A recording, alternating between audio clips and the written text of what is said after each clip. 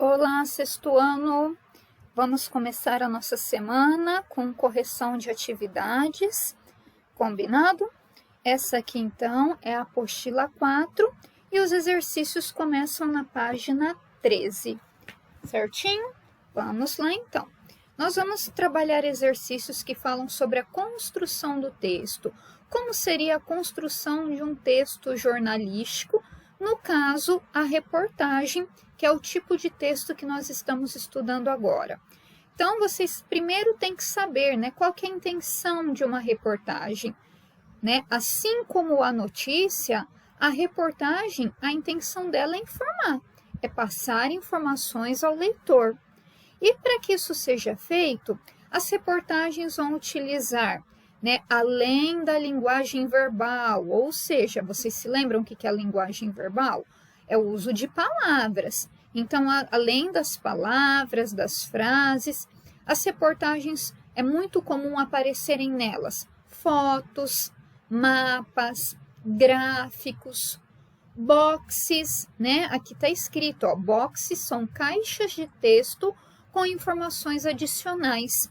Eu vou até rolar a página, voltar umas páginas anteriores, para que fique claro para vocês, o que seria esse boxe, tá bom? Então, vou voltar umas páginas aqui para trás, em que nós temos a reportagem que foi sobre, dia a dia em Bissau. Eu vou até voltar mais um pouquinho aqui, nessa página, que seria o jornal aberto, a parte de dentro do jornalzinho. Então, olha só, nós temos aqui a linguagem verbal, uso de palavras, lógico, precisamos. Temos fotos com legendas, para a gente ter uma noção, para compreender bem essas fotos. Temos caixas, olha aqui, o famoso boxe, que fala caixas de texto. Essa parte aqui, vou circular para vocês. Isso aqui é um boxe. É uma caixinha de texto com informações. Aqui também, outro boxe. Olha lá, é uma caixa. Professora, aqui é um retângulo. Por que eu falo? Isso se chama caixa de texto, eles fazem para poder escrever dentro. Aqui, um outro que é circular, mas também é uma caixa de texto. Então, isso são características de reportagem, pessoal.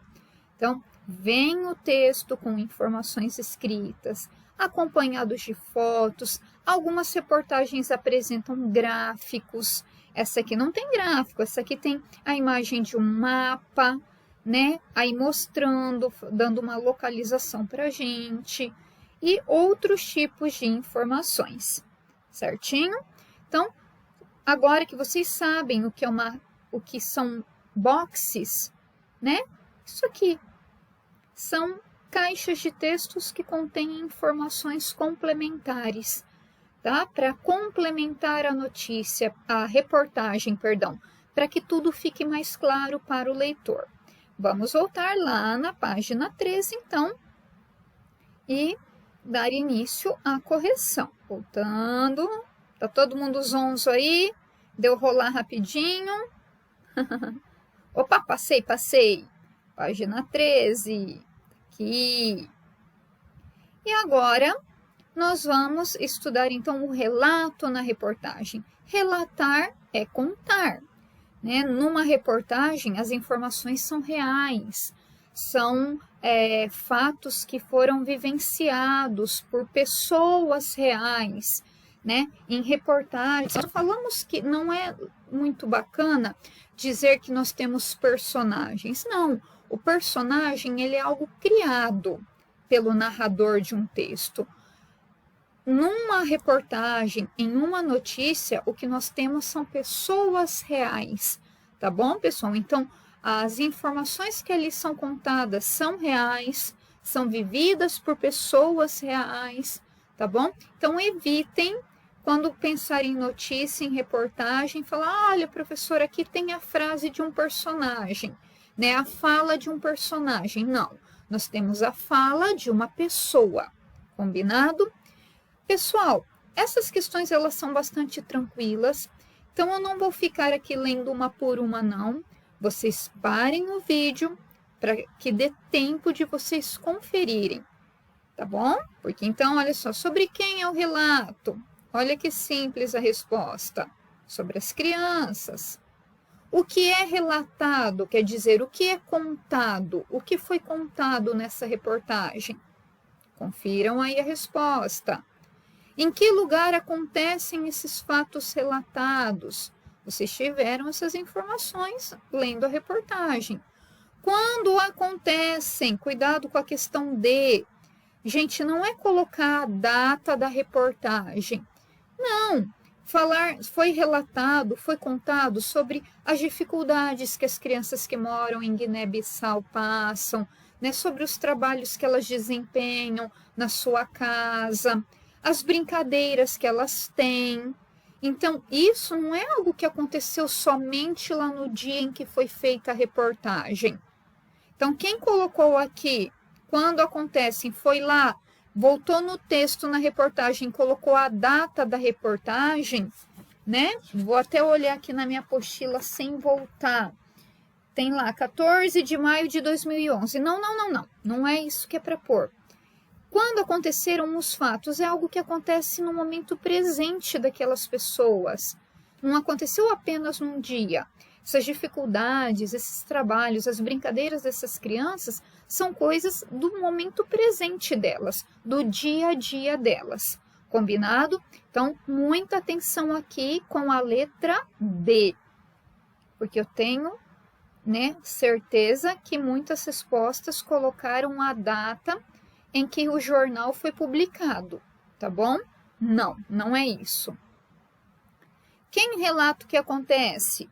É só procurar. Olhem lá, né, na página 8, que tem o texto, logo abaixo do título da reportagem, tá escrito lá, Mirella Dominique, tá bom? Que é a repórter. Ela foi atrás, ela fez todo... ela colheu os dados para fazer essa reportagem, ela entrevistou pessoas, ela buscou informações, tá bom? A repórter Mirella Dominique. No exercício 2, diferentemente do conto, olha o que diz. O relato não é estruturado pelos mesmos momentos da narrativa. Lembra que nós temos momentos da narrativa. Quais são esses momentos? A situação inicial, lembra? O conflito, o clímax e o desfecho. Só que numa narrativa, eu não vou ficar preocupada com isso, com situação inicial, com conflito, não, né? Num texto narrativo, a função dele é entreter o leitor. A função de um texto narrativo não é passar informação. Já numa reportagem, a função dela é passar informação. E quando nós passamos informações, esses momentos não são como os da narrativa. Então, ele pediu, enumere de 1 a 5 as informações a seguir, na sequência em que são organizadas na reportagem. Nós temos que voltar lá na reportagem e vendo qual foi a primeira informação que a reportagem nos passou. Olha a resposta aqui. Foi falar sobre as semelhanças entre a nossa realidade e a de Guiné-Bissau. Fiquem, ó, eu não vou voltar lá. Escutem, ó, eu vou folhear minha apostila. Estão ouvindo? Estou com a minha apostila aqui na página 8. Olha a primeira coisa que diz na reportagem. Futebol é o esporte preferido da maioria das crianças. O português é a língua ensinada na escola. A garotada se diverte com pega-pega e amarelinha. Então, qual que foi a primeira informação passada? Essa aqui. Semelhanças entre a nossa realidade e de Guiné-Bissau. Aqui nós gostamos de futebol também. Aqui nós também jogamos... Aqui nós também falamos português, então nós jogamos futebol, falamos português, gostamos dessas brincadeiras, são semelhanças.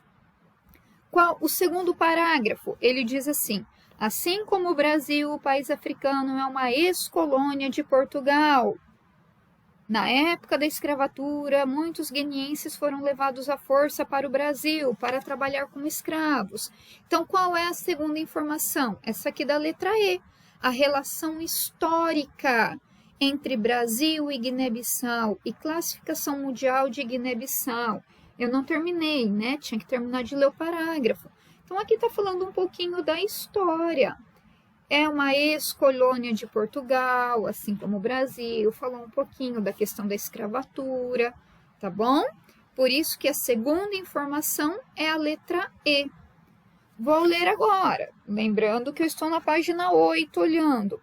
O terceiro parágrafo diz assim: é grande a lista de dificuldades de Guiné-Bissau. Epa, já nem preciso terminar de ler.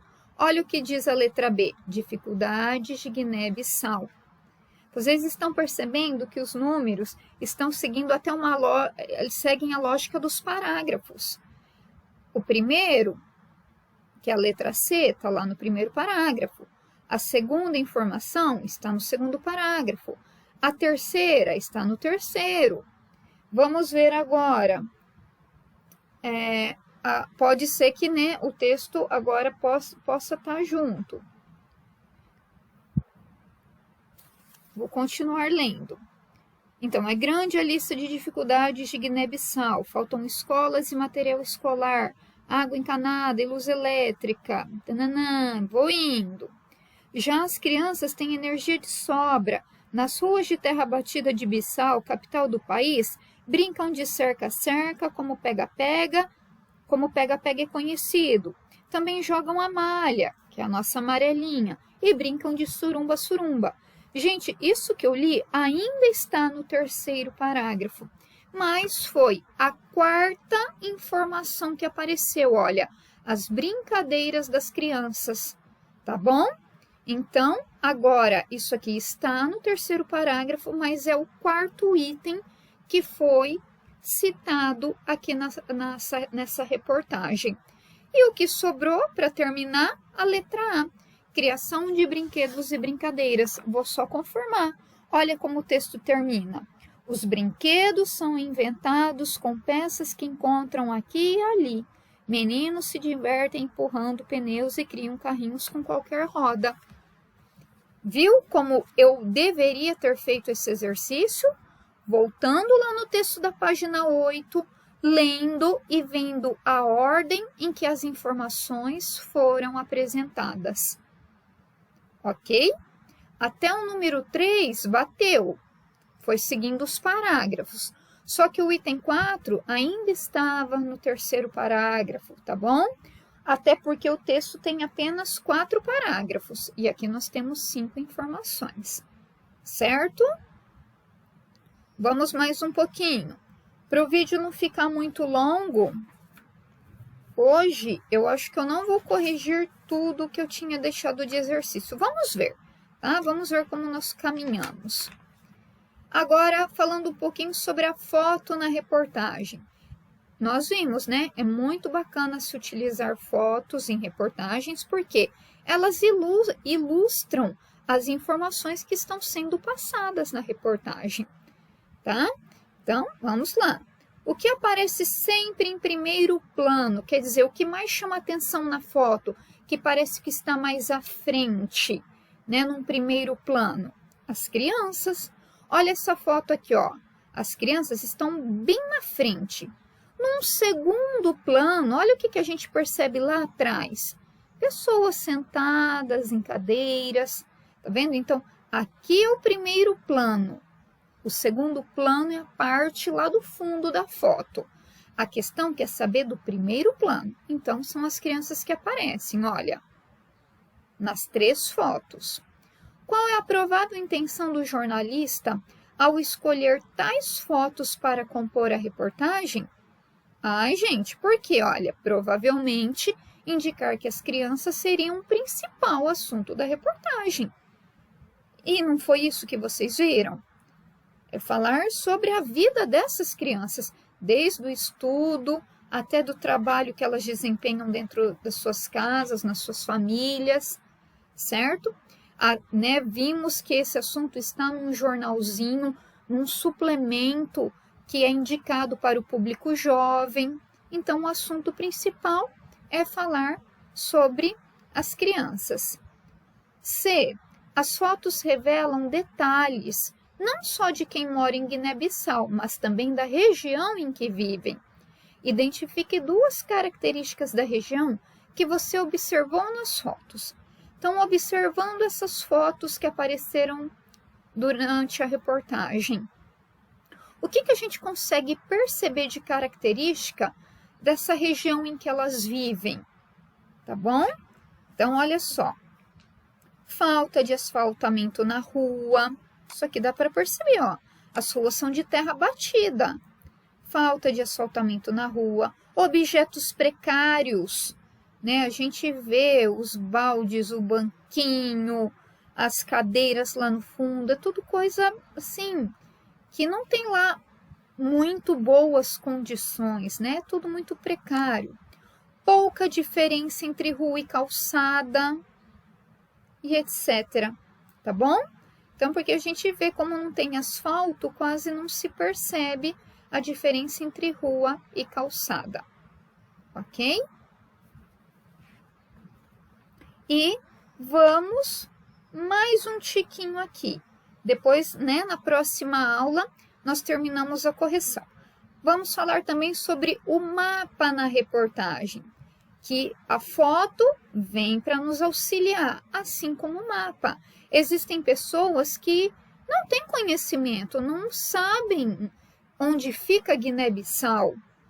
Ah, na África, mas em que lugar da África? Então, o mapa vem para auxiliar o leitor, para que ele tenha uma noção mais exata, né, desse lugar. Então, vamos lá. Acabamos aqui a nossa correção. Note que os países Brasil e Guiné-Bissau estão muito distantes fisicamente um do outro, pois há um oceano separando os continentes em que cada um dos países se localiza. Releia a reportagem e indique 2 características que aproximam esses países. Eu acho que está até meio que na ponta da língua, né, pessoal? Nem é necessário voltar e ler. Então, nós temos aqui, ó, tem um oceano, o Oceano Atlântico separa o Brasil de Guiné-Bissau, lá da África, né? Cada um fica em um continente. E, apesar dessa distância de estarem tão longes um do outro, eles têm características que os aproximam. E que características são essas, turma? O que nós vimos, né? Olha só, existe uma evidente proximidade cultural entre eles, como algumas brincadeiras, o gosto pelo futebol, a língua oficial, que é a língua portuguesa, né? E etc. Certo, meus amores? Eu havia pedido para que vocês fizessem os exercícios até a página 17. Mas, para que não fique muito cansativo, já temos praticamente 20 minutos quase de vídeo. Hoje nós vamos até aqui. Combinado? Um beijo e até a próxima.